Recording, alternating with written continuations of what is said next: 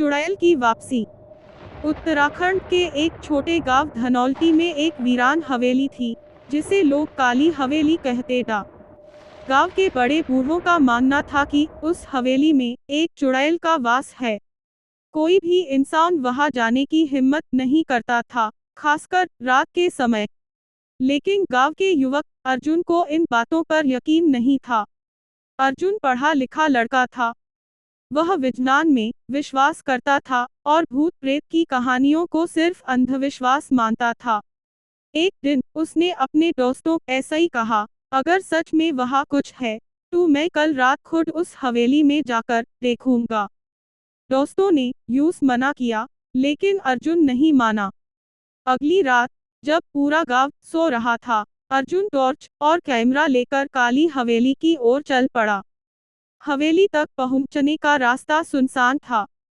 पेड़ों की सरसराहट और उल्लुओं की आवाज माहौल को और डरावना बना रही थी। अर्जुन की हिम्मत टूटी, लेकिन दिल की धड़कनें तेज हो रही थीं। हवेली में घुसते ही अर्जुन को एक अजीब सी ठंडक महसूस हुई। कमरे धूल और जालों ऐसा ही भरे था। जैसे ही उसने एक पुराना दरवाजा खोला, यूं किसी औरत के रोने की धीमी आवाज सुनाई दी। उसका दिल कांप गया, लेकिन वह आगे बढ़ा। वो आवाज यूस हवेली के तहखाने की ओर ले गई। वहां पहुंचते ही यूस एक सफेद साड़ी में लिपटी महिला दिखी, जिसके बाल खुले थे और चेहरा साफ नहीं दिख रहा था। अचानक वो औरत हवा में उठने लगी और उसकी आंखें लाल हो गईं। अर्जुन समझ गया, ये वही चुड़ैल है जिसके बारे में गांव वाले कहते थे।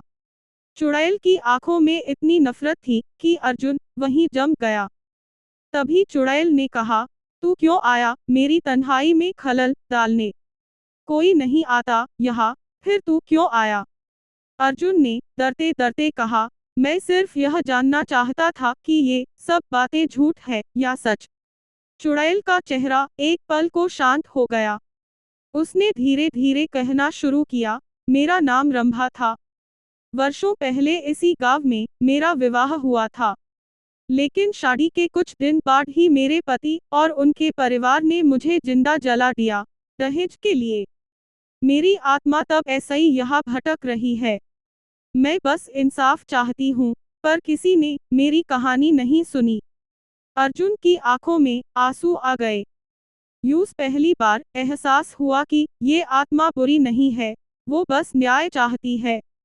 उसने वादा किया कि वो उसकी कहानी सबको बताएगा और गांव के लोगों को उसकी सच्चाई बताएगा। अगली सुबह अर्जुन ने गांव वालों को इकट्ठा करके सारी बात बताई। पहले तो किसी ने यकीन नहीं किया, लेकिन अर्जुन ने जो कैमरे में रिकॉर्ड किया था, यूं दिखाया। लोगों को शर्म आई कि उन्होंने बिना जाने रंभा की आत्मा को चुड़ैल कहा। गांव के बुजुर्गों और पुजारियों ने मिलकर रंभा की आत्मा की शांति के लिए पूजा करवाई। उस दिन के बाद ऐसा ही काली हवेली में कभी कोई अजीब घटना नहीं हुई। हवेली अब वीरान नहीं, बल्कि एक स्मारक बन गई थी, जो उस निर्दोष स्त्री की याद दिलाती है। अर्जुन ने एक किताब भी लिखी, चुड़ैल नहीं, न्याय की पुकार, जिसमें उसने रंभा की पूरी कहानी को लोगों तक पहुंचाया। उसकी वजह ऐसा ही गांव में अंधविश्वास कम हुआ और लोग आत्माओं की कहानियों को सहानुभूति ऐसा ही देखने लगे। सीखा, हर डरावनी आत्मा बुरी नहीं होती। कभी कभी वो बस इंसाफ की भूखी होती है। मोइंस, अगर आप चाहें तो मैं इस कहानी को PDF में भी बना सकता हूँ, या इसमें कोई